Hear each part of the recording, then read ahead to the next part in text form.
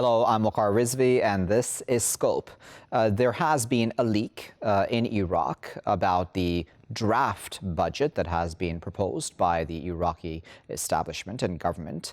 This has created outcry within the country because there's talk of not only devaluing the currency, the national currency that is, but also cutting salaries of public sector workers. And as we know, at this point in time, the majority seemingly of the workforce in that country is and does work with the government in some form or another. This could not probably have come at a worse time. I mean, we already have had protests for a significant amount of time now vis-a-vis the economic situation in the country. We're in the midst of the pandemic still. We don't know when Iraq will, for example, get the vaccine and when its economy will be 100% up and running again.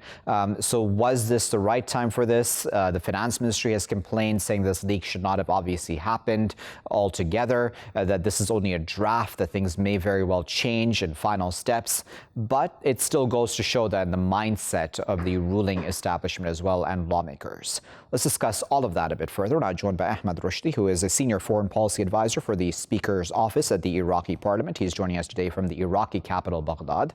Joining us from London is Dr. Dara Salam, who is a teaching fellow at the Department of Politics and International Studies at the School of Oriental and African Studies. And joining us from Sulaymaniyah is Mohammed Hussein, who is a policy director of the Iraqi Center for Policy Analysis and Research. Mohammed, Dara, and Ahmed, thank you to all three of you for your time today. Ahmed, let me start with you. What do you make of the budget? Well, all Iraqis actually astonished and were very surprised for what's happening in the budget, because it's already there is inflation and it's already there is an economical crisis. But at the same time, there is raising up of the oil prices. So they are wondering why such a budget is actually cutting the employee salaries in a way that it show you the Iraqis will be under the siege, or let's say under the embargo, just like what's happened in the 90s. It's a very peculiar way to rehabilitate the financial or the economical situation in Iraq. We have elections, so it's supposed to be that you should push Iraqis toward more participation in the elections. That means more participation in the ruling system of Iraq. But now, with what's happening with the draft that has been leaked, it shows you that Iraqis become more desperate, not actually welcoming to participate in the elections. It shows you also that the neighboring country, the international community, get more and more devastated of what's happening in Iraq, because eventually we don't have investors in Iraq, and eventually it looks like that we're gonna go deep down in the economical situation. On that point of investment, Ahmed, if I may come in, the other side of the story is that there's talk of in the country that there are just too many people who are working for the government, as in the government's just too large an entity vis-a-vis, and I'm talking about simply as far as its workforce goes. That does need to be dealt with at some level, right? I mean, the government cannot continually forever continue employing Iraqis in this fashion. Yes, I think that's the core of the issue, that the government has a bloated public sector, and the government is considered to be the biggest employer in the country. And so a huge proportion of its revenue goes to the paying wage bills. So the public employees constitute more than half of the the workforce. So for that reason, that's the main problem that's actually faced by the government. So basically, what's happening now is not something new. And I think that's what's happening has to come at some point, because the government cannot cope with the massive bill it has. The revenue that the government has at the moment actually has lots of shortcomings, because it cannot actually spend meet the spending, because the expenditures are much higher than the revenue. So there's a huge deficit. in the current Iraqi economy. So the deficit is actually predicted or forecast to be about 30% of the GDP in the coming years. So that's a huge deficit in the economy, and we have to recognize that actually this is a huge problem facing the country in terms of how to manage this kind of deficit. So whether this can be done through shock therapies. So I think what the government is doing now is actually this kind of shock therapies that they are trying to implement in order to alleviate the strain on the economy. But obviously that comes at a huge cost. Indeed. And the huge cost, I think, is the public employees and the lower middle class, who will face a huge difficulty in terms of the cutting of their salaries. So Mohammed Hussein, I go back to that point that Ahmed had made earlier as well about the private sector and investments, right? I mean, we need more investments in Iraq. Certainly, I would think that everybody can agree on that, and we need the private sector to be growing. Will this encourage that? Basically, this is almost the mainstream policy, giving what the Prime Minister Mustafa Kazemi and Ali Alawi, Finance Minister, have said regarding the needed efforts to help private sector development in Iraq. And basically, we need the private sector development scheme and policy in order to address the employment crisis in the country. But what we can see in the leaked budget draft, it's actually not addressing this need. It's not something to lay foundation. Okay, see, lost Mohammed Hussein there. Let me go to you, Ahmed Rushdi, with the same question. You were mentioning about the investment and the need for investment, but in some ways, as I put to Dara, Salam as well, the Iraqi government cannot continue to have such an inflated workforce either. What is the solution then? Well, eventually what we are seeing now is destroying the whole economy, the whole Iraqi economy. In a way, is that you are going down to the salaries of the employee. So why you didn't keep managing the economical situation from the beginning, focusing more about investments, focusing more about how we rehabilitate your institutes?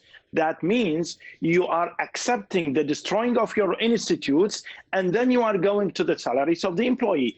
By the way, just as I said, there is no employment happen before 2 years, starting from 2018. There is no employees because it's in the budget. There is no way you're going to employ anyone. So what you are focusing now on, let's say 3 million, 4 million people, and what you are also focusing on is that you have the raising up of the oil prices. So why you are making cutting for the salaries of the employee in a way that your oil is actually become more than $50. So that's why I'm saying is that Iraqis now, they are not stupid. They know what's happening in their economy, and they know what is the global market needs, and they know very well is that they have oil and the price is going on. It's going up. So it shows you that how much it will be reflecting on the psychology of the Iraqis. In a way, they become more and more devastated with the political system. So it shows you that maybe what's happened on October can be happen again. In nearby. Now it's not only the young men and women, but also can be with the employees that can make some sort of demonstrations, that can make so many things against the government and against the economical policy of the government. Let's refer to something that the Minister of Finance said. He said that the price of the dollar on the Iraqi dinar, it's distorted. So we should do it instead of 120,000, we should make it 155,000. So everyone said, so why it is this amount of number? Why it's also not distorted? Who said that it is the right one?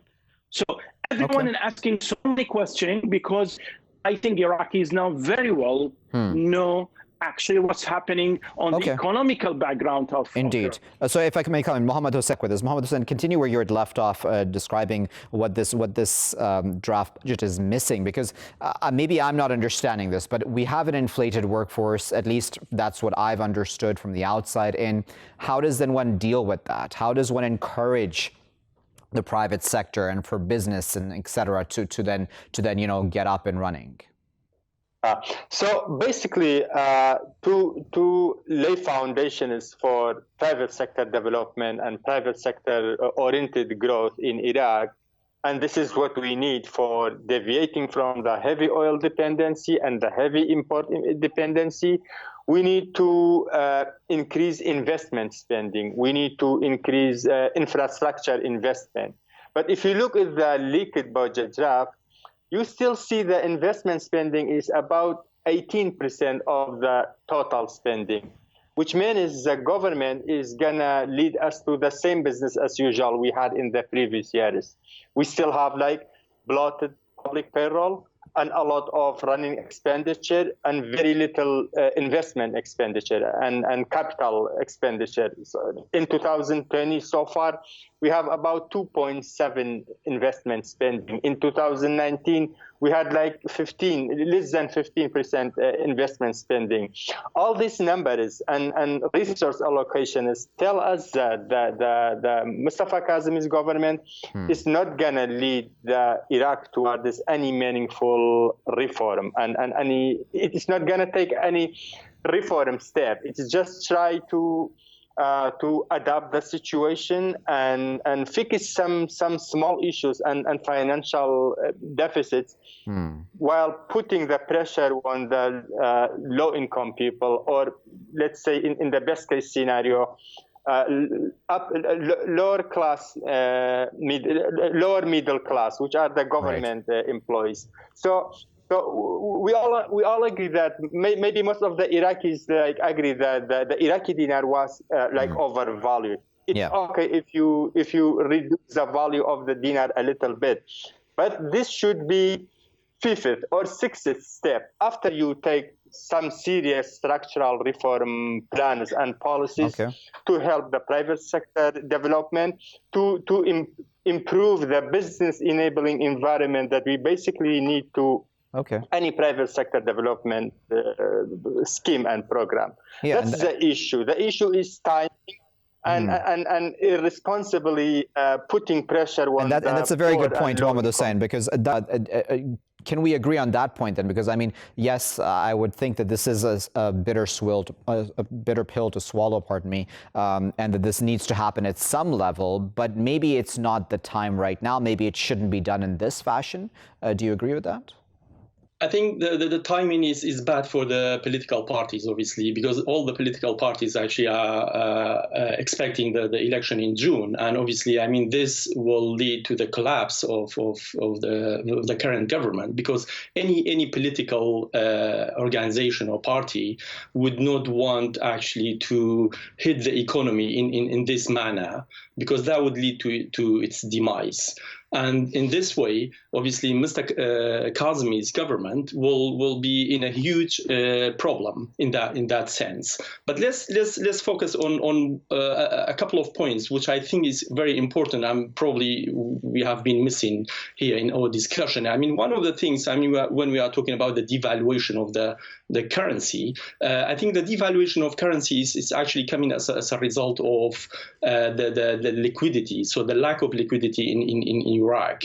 And obviously, I mean, the devaluation of currency in economically speaking has different purposes. But obviously, the purpose of exports, that doesn't apply to Iraq, because Iraq only has export of oil. So for that reason, Iraq is an oil-dependent economy completely. So 90% of its revenue is coming from oil. So when the price of oil plummets, then the economy somehow collapses.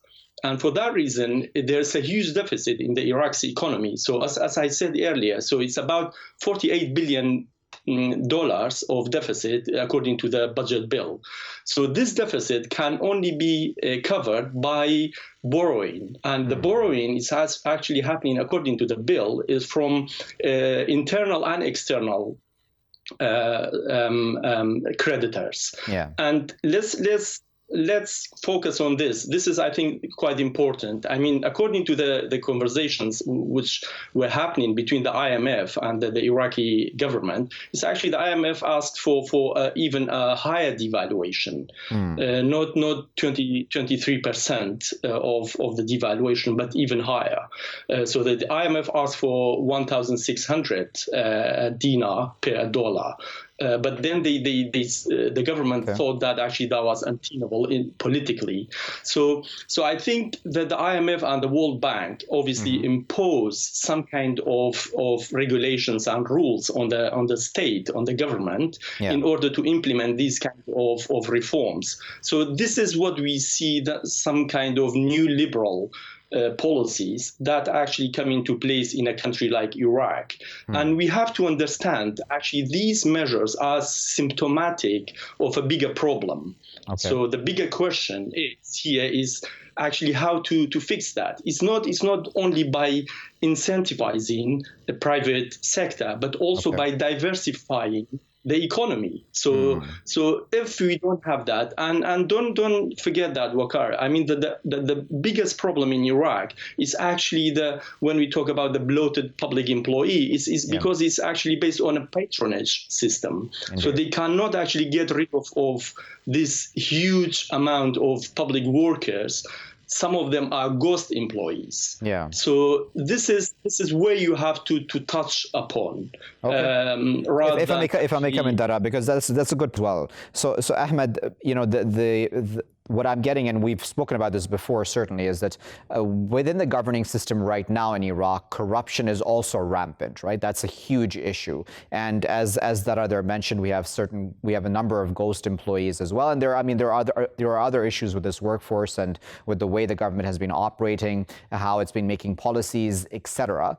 Does this mean that Kadhimi has failed? Because, you know, when he came in, there was a lot of hope, right, from the international community as well, that Kadhimi would be the man finally to fix things.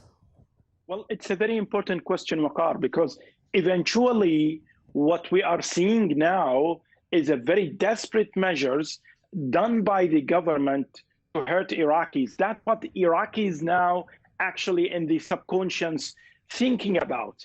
Now, the most important thing is that who gonna fill the failure measurements of the government? My real afraid is that the Islamic political party will get advantage from that, going to their people in the south saying, okay, you want someone secular? See, this is the secular leader. So, and you are now actually suffering from his measures. So why you should support a secular leader? Because eventually he will be connected to the West, and the West want to get the whole cake of Iraq. So you should now go forward to the electoral boxes and elect us. So that's my real afraid, because it's now in the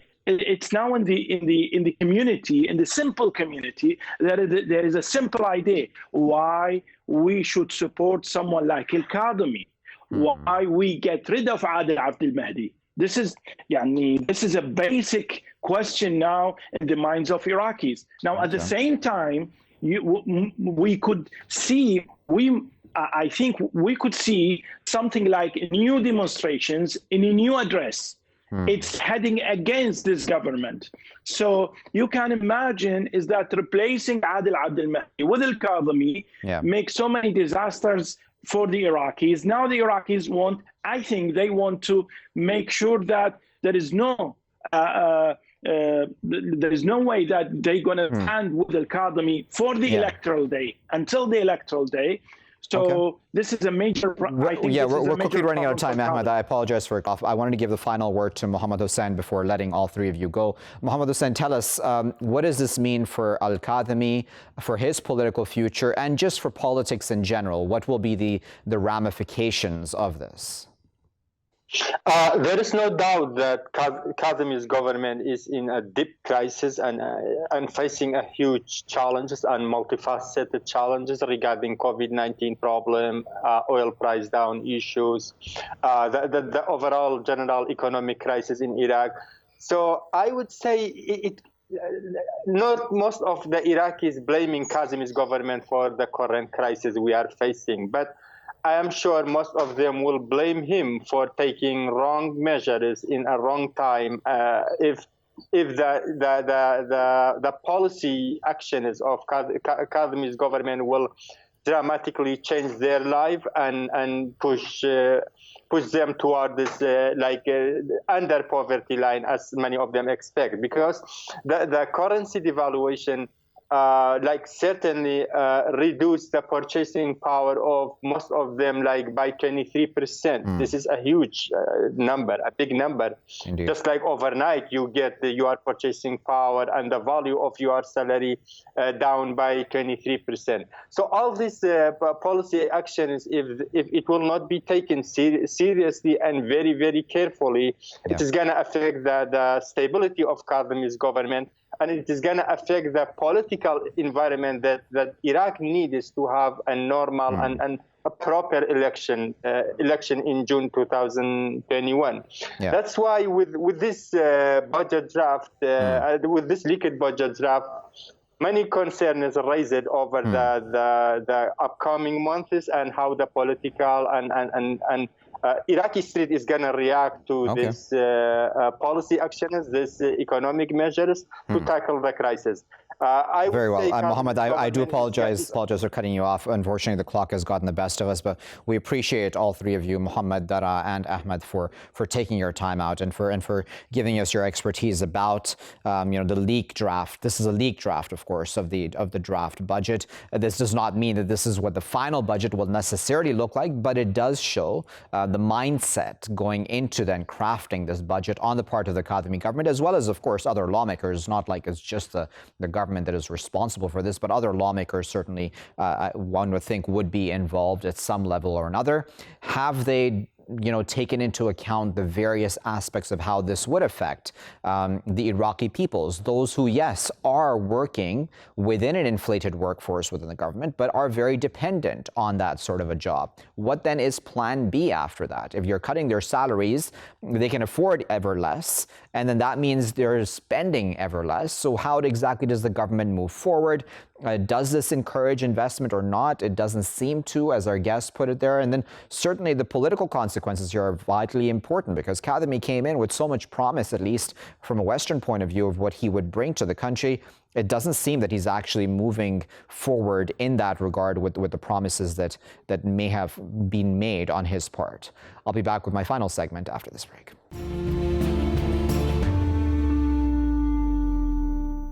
Welcome back, viewers. You're still here on Scope with me, Waqar Rizvi. Now, we are in the midst of different vaccines being approved around the world, coronavirus, that is, vaccines. And so now the discussion of distribution of these vaccines around the world becomes ever more important. There is a COVAX scheme in place on the part of the WHO and the United Nations to have as equal and fair distribution as is possible, realistically speaking, to even poorer countries, because this virus, if anything, has shown how interdependent and how interconnected we all are. And so if the virus remains in one part of the world, that still very much then endangers other parts of the world, even the richer countries as well. There is a report now that has come out, quite a pessimistic report, saying that the COVAX scheme may be a failure altogether and that some poorer countries may not, in fact, receive the vaccine till the year 2024. This is according to internal documents that have been released. Maybe this is too pessimistic and maybe the world will do the right thing, but nevertheless, there are some very logical, logistical issues in all of this. And secondly, we had this report not too long ago about how richer nations such as Canada and the US were hoarding vaccines and had ordered way more than what they needed. Canada, I believe, ordering 5 times more than what it actually needs for its own population. I believe the US number, if I'm not mistaken, was around 3 times that amount. Let's discuss this a bit further. We're now joined by Doctors Derya Unumtaz and Dr. Samia Altaf. Both of them are immunologists. Derya is a professor of immunology and principal investigator at Jackson Laboratory. He's joining us this morning from Farmington, Connecticut. And Samia is director of health and safety and professor of practice in public health at Lum's University. She's joining us right here in Lahore. Samia and Derya, thank you both for taking your time out to discuss this with us here in Scope. Samia, let me start with you. What do you make overall of the challenges ahead to distribute vaccines even in poorer nations? Thank you very much for inviting me to the panel. I am not really too worried about this recent, a little bit of a setback on the COVAX platform. I personally think that, in a project of this size and a problem of this nature, these kind of hassles will happen. As you will recall, when the vaccine was beginning to be manufactured, there were many issues that came up at that time also. But the international community and the manufacturers and the policymakers moved forward, and the vaccine was financed and made. So I think that over the next couple of weeks and over the next month, the international community will work out the details. Clearly, it is a many-layered agreement, and it's a many-layered contract in which there are many, many stakeholders, and not all of equal power and equal ability. So some things need to be worked out, but I am quite confident that it will. And if I have a chance to speak again, I would like to speak about the distribution and access Sure. of the developing countries within themselves. But I think internationally, I'm not right. Okay. Again, I don't want to sound overly pessimistic. Do you think that at the end of the day, it will work out?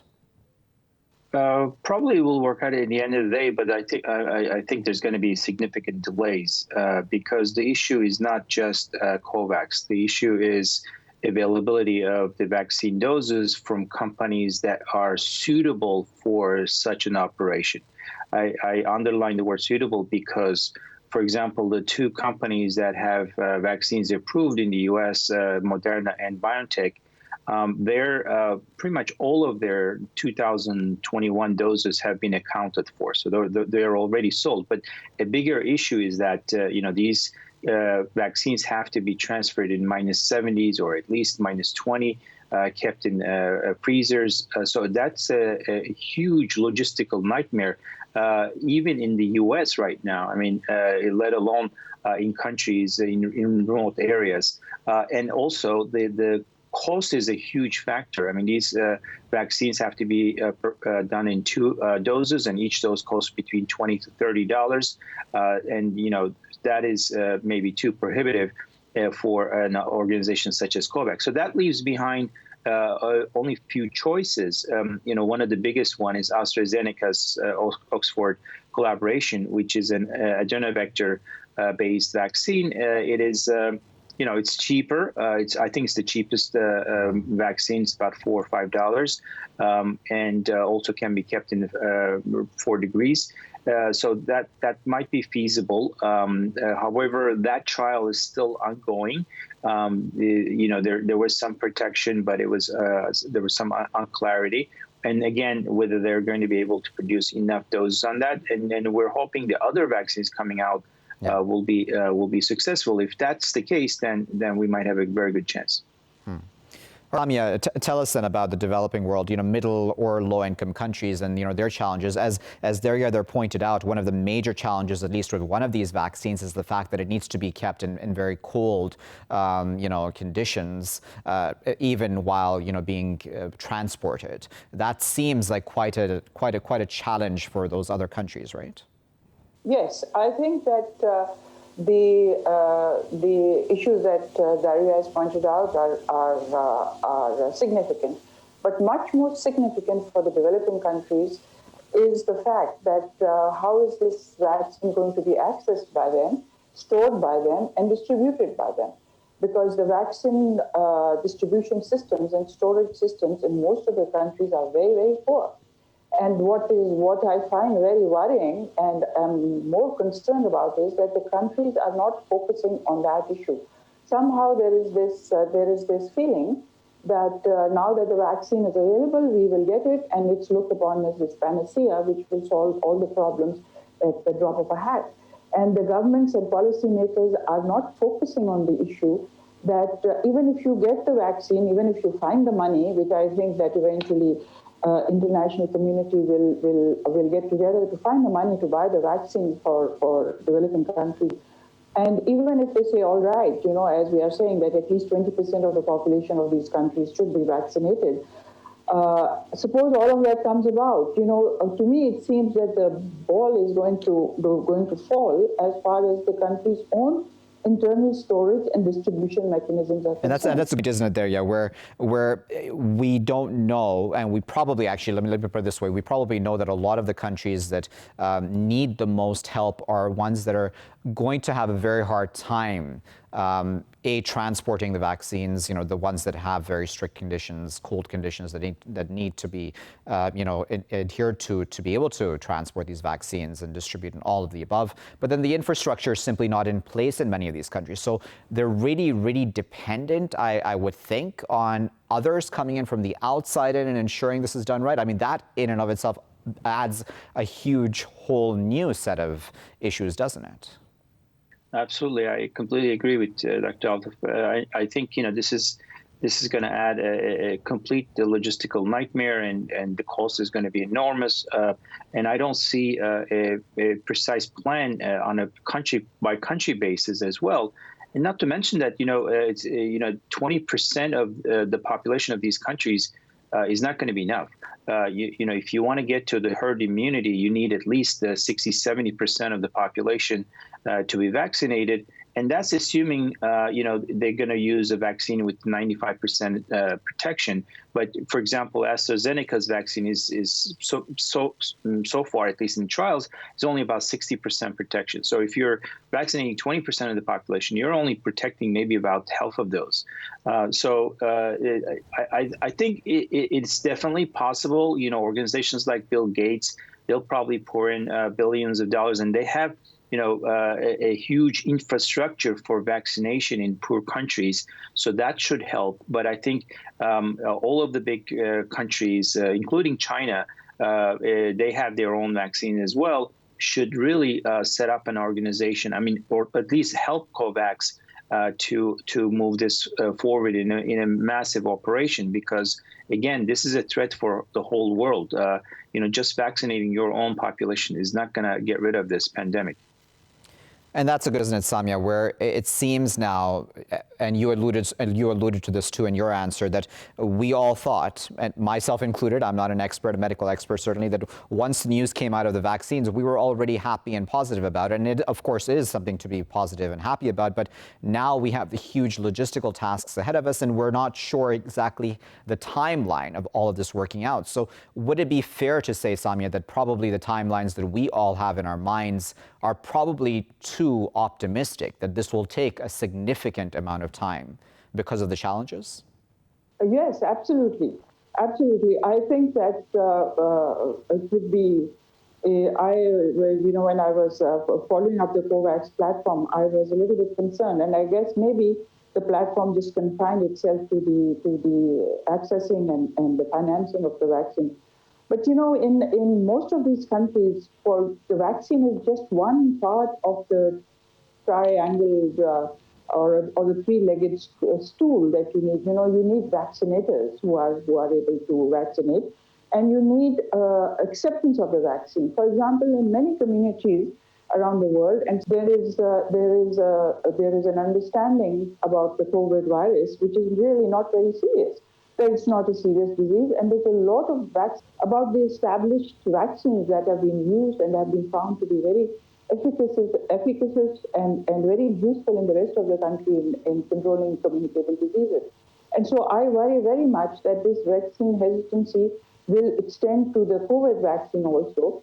And the policymakers have not started, sharing that and communicating that information about the vaccine and its use and education about how useful it is going to be and how essential it is for the vulnerable groups that need to be protected. So yes, that needs to be started very, very quickly. And I think that international organizations need to kind of coax and nudge the developing countries' policymakers to start doing that.